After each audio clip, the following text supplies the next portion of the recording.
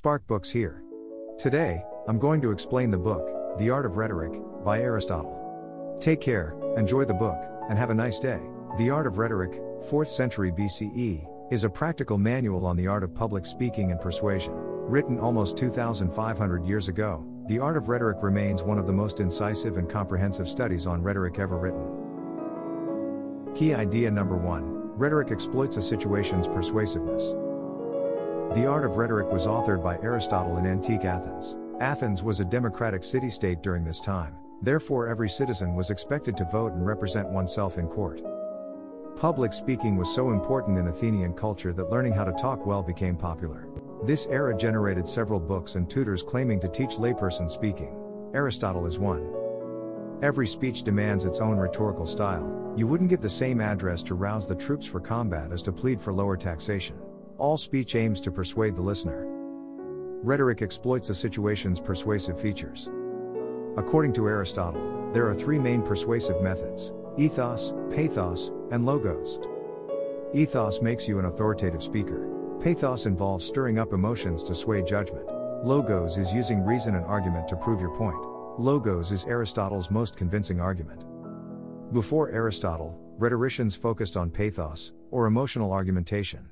Their instructions included tips on convincing a jury to commute your sentence. These authors saw rhetoric as manipulating people with words.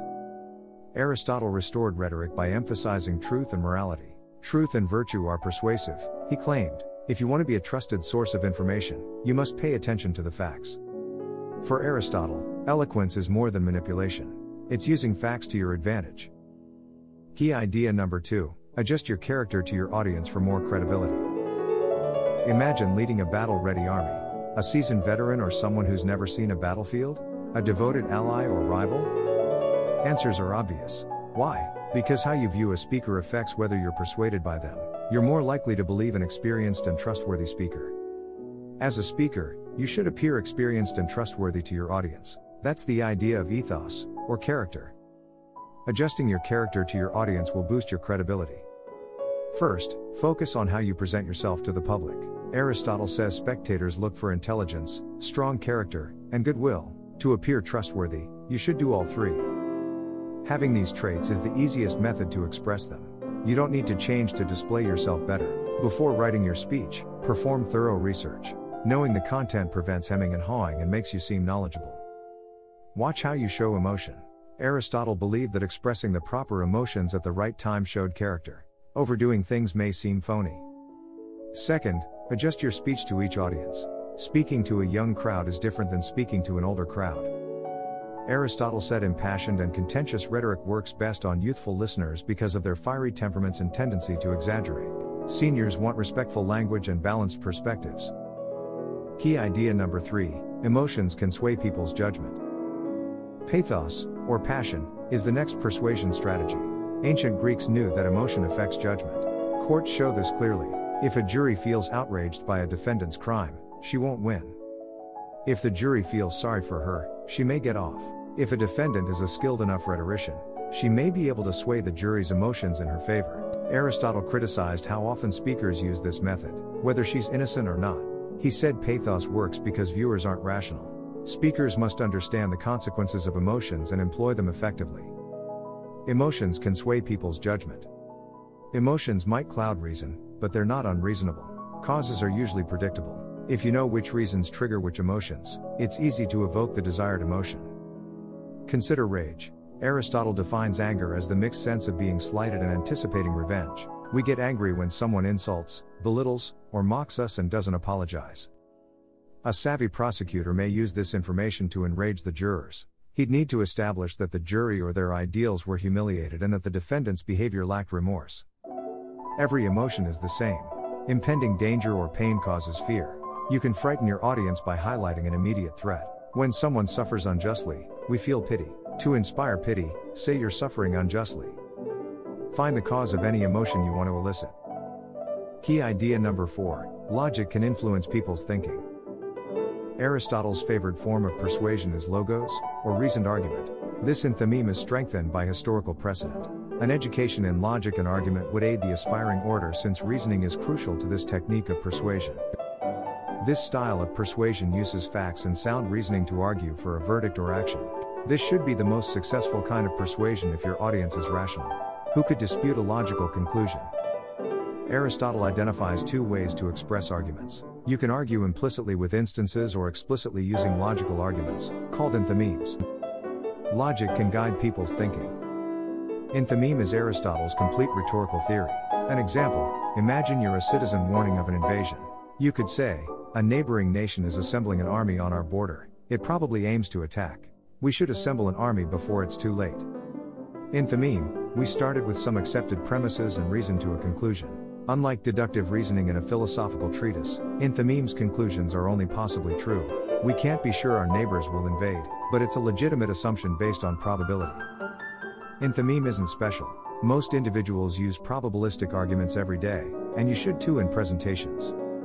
If simple, enthymemes may be enough. Sometimes explanations are needed. Example help.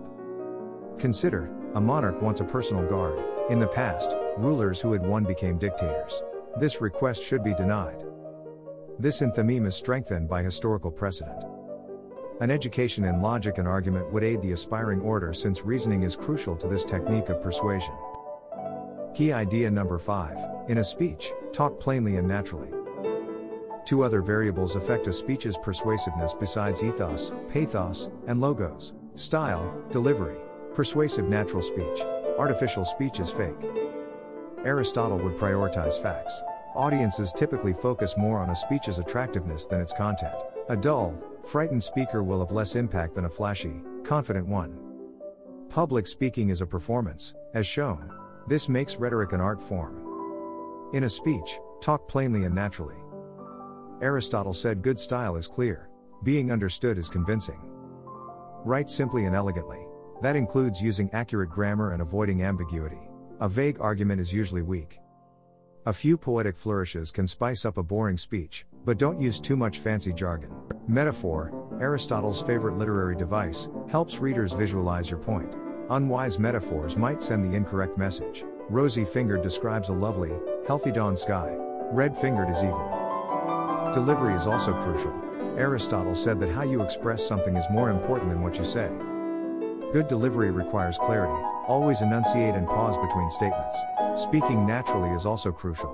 Monotone speaking sounds dreadful. If a speaker spoke only in verse, it would be hard to take her seriously. Instead, mimic natural speaking rhythms. Persuasive natural speech. Artificial speech is fake.